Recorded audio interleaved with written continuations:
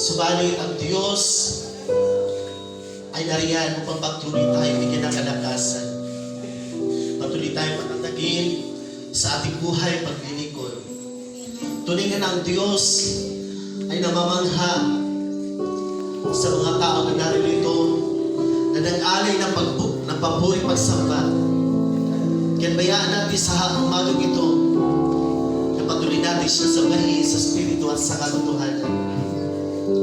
O Diyos, labis kaming namamangha.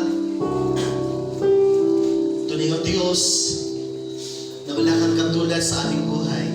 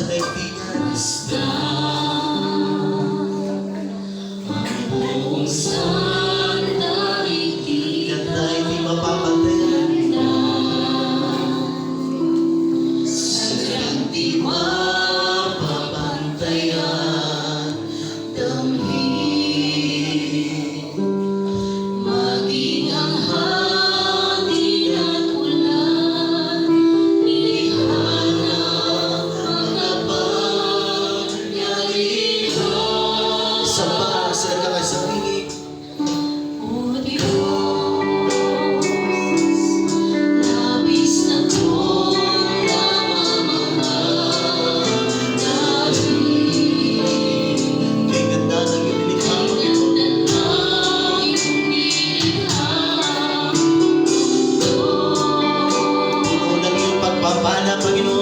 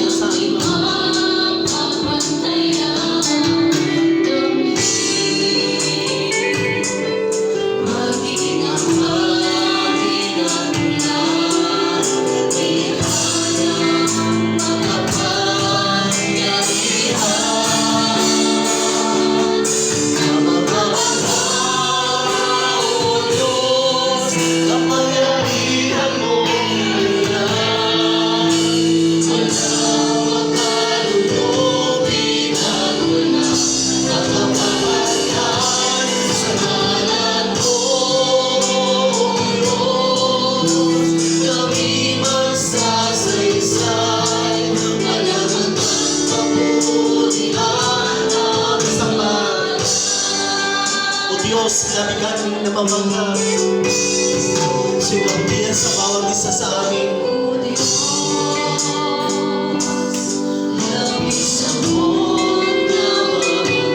Dahil kay ganda ang nilikha, Panginoon.